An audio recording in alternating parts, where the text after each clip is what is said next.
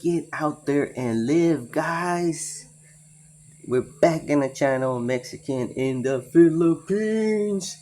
Hey guys, this one we're gonna talk about things that are different abroad than from USA and growing up in USA and the differences and everything. So not only my point of view, we're gonna see his point of view, and I'm gonna give my thoughts, my reactions.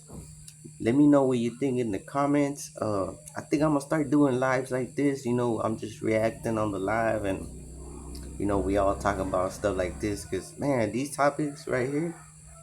But let's get it, guys. If y'all want to support the channel, links in the bio. Years ago, I left America to find something more than this country could offer me. And it was honestly one of the best decisions I've ever made. I don't regret my time in another country because, in all honesty, it was fantastic. Even the bad days were better than some of the best days I've had in America. And I was fortunate enough to live in some places I only dreamed of. I never thought that I'd actually go. Growing up as poor as I did, I never even had the dream of leaving this country. I always thought it was going to be something that was out of my reach, but it wasn't.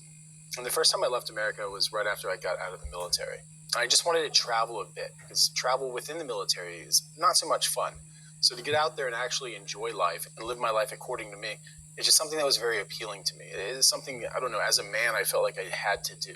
I just had to get out there and live.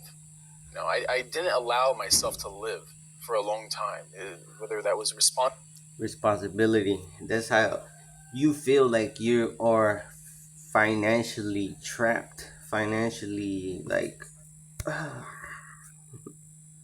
responsibility that I had within my family to take care of people, or just like a great feeling of shame that I had if I were to leave the country and leave people behind, people who counted on me. There came a time in my life where I had to make the choice. Do I want to stay or do I want to go?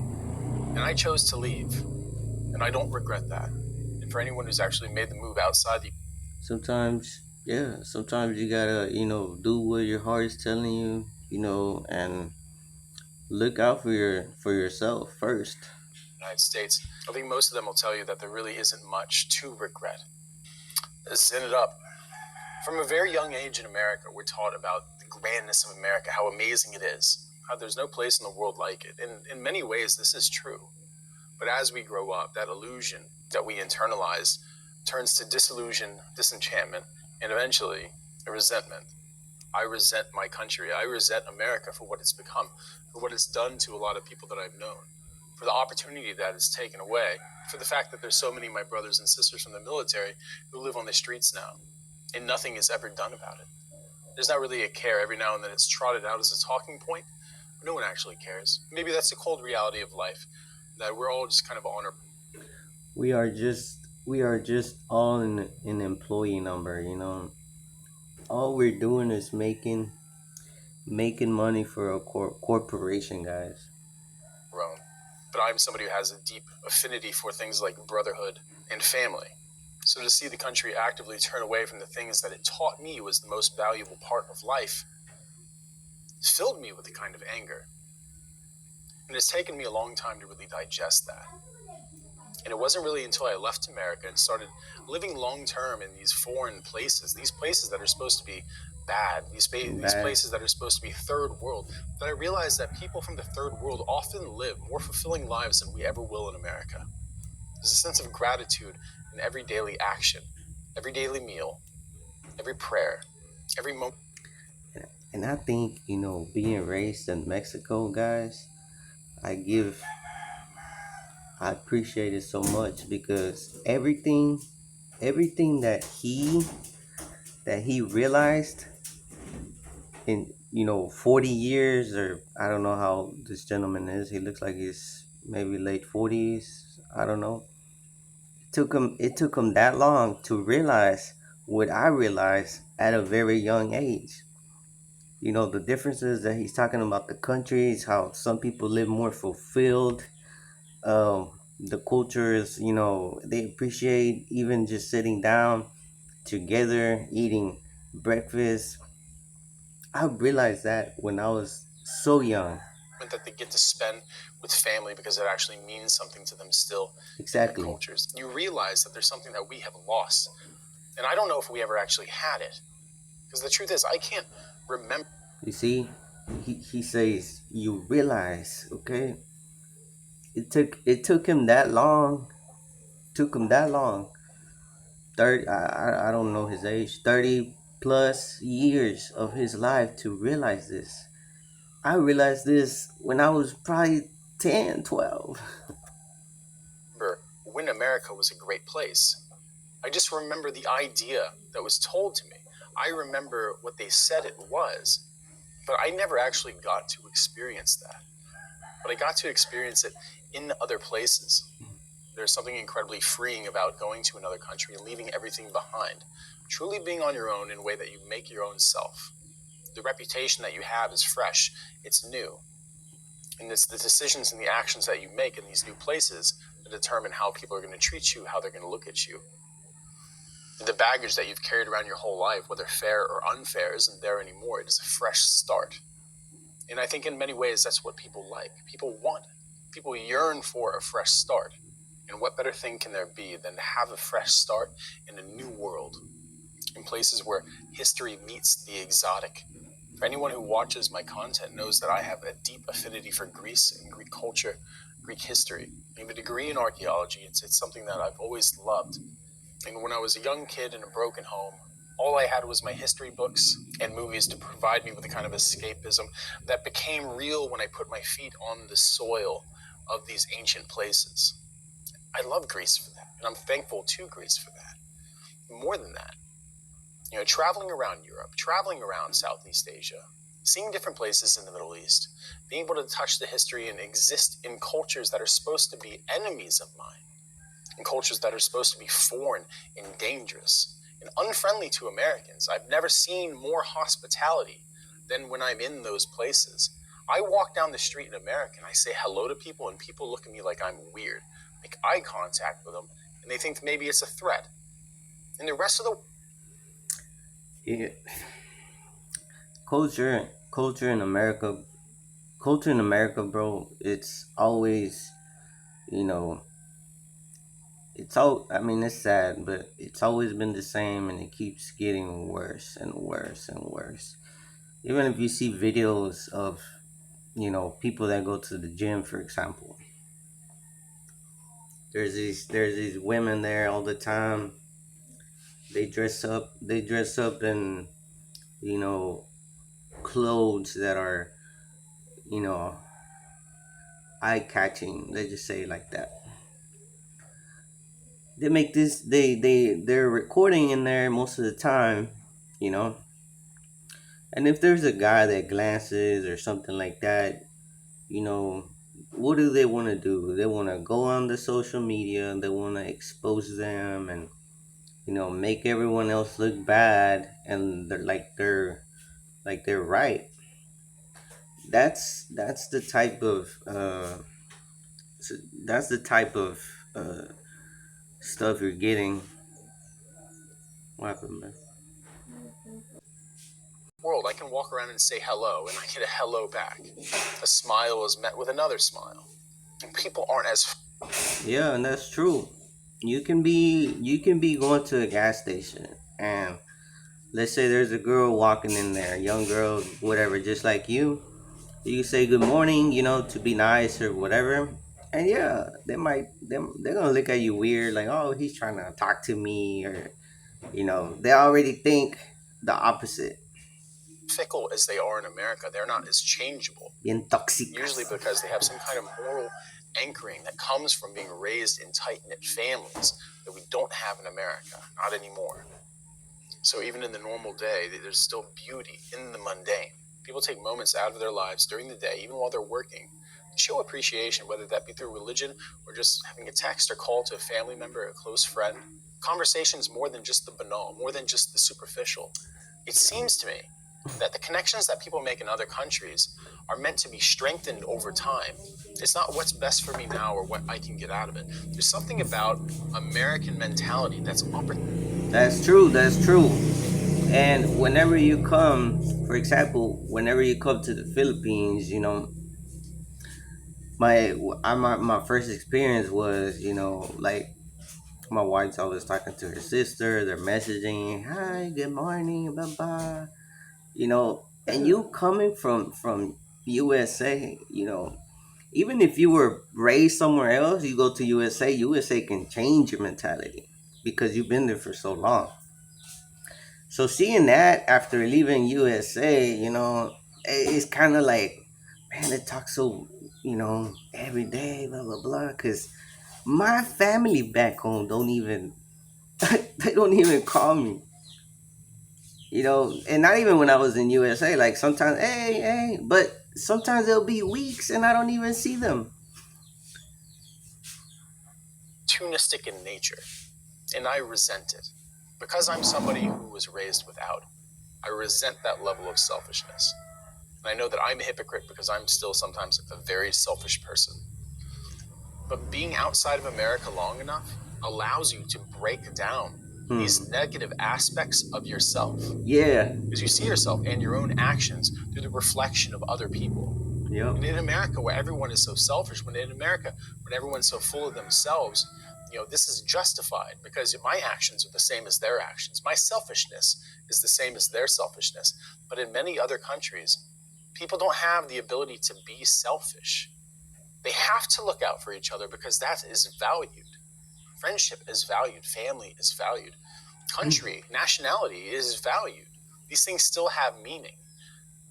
These. And that's what you see. That's what you see a lot here in the Philippines. Right? Everyone, yeah, everyone. There's a lot of poor people, this and that, but they look out after each other. You have people, for example, they're cooking this lunchtime. They're cooking rice. You have neighbors that will come and they're grabbing rice too. They're all sitting down eating together. You might have the kid from across the street. He comes and then oh, rice, whatever. You know, when do you see that in other countries like U.S.? When do you see your neighbor just going to your house and everyone just coming together? Oh, hey, oh, you got some tacos, man. I brought this, I brought that. Words, these values, even the definitions of things like patriotism and nationalism have been so twisted in America that they can't be used in normal conversation without triggering somebody. In the rest of the world, people are free to feel patriotic. Even if they don't like their governments, they still have some kind of commonality between them. And they appreciate that. And I appreciate that. And I want that. But the older I get, the more I realize that in America, that sentiment isn't really shared. People don't want to be part of a community. People look at each other in a great distrust. And it serves no benefit for anyone to live in distrust and paranoia. So imagine leaving that behind and landing in a place where you don't speak the language, where no one knows you, where you see children running and playing even in cities, where you see people opening the door and helping old people out. You see people get together outside of cafes and socialize and actually talk about each other's lives because people actually have lives. It's more than just chasing a lifestyle of perceived comfortability from a new culture founded in. Exactly, exactly. That's what I've been saying. That's what I've been saying. Growing up over there in USA, it's all about trying to keep up with a lifestyle. Live a certain way. Everyone wants to show out. Everyone and yeah, like selfish. Like everyone forgets about the real meaning, about the value. Consumerism. There's something old to it. There's something very human to it. That's why I say in America, we've had our humanity stolen from us because our culture has been so corrupted. Mm-hmm. But in the purity of other people's cultures, we can see what we should want and the people that we want to be and the kind of people that you need to be and able to enact the kind of change to have your community grow into be like that is a kind of freedom that's hard to describe. It brings a kind of joy that's hard to describe because it doesn't exist in this country anymore. And honestly, it breaks my heart because our country can be like that. We can still love our country. We can still love each other. And we can still have a nation that's worth having. But for some reason, we can't break away from the kind of hate that pits us against each other on the most benign subjects. I would say it again like I have before, This country was built this built on, immigrants, right? Immigration, people immigrating all over the world. And it was also built on division, guys. There's always, people hating each other because of their color or this and that. It's the same scenario every time. America has fallen because of the degradation of its resiliency, the decadence of its morality, an ever-changing political nature without any grounding at all.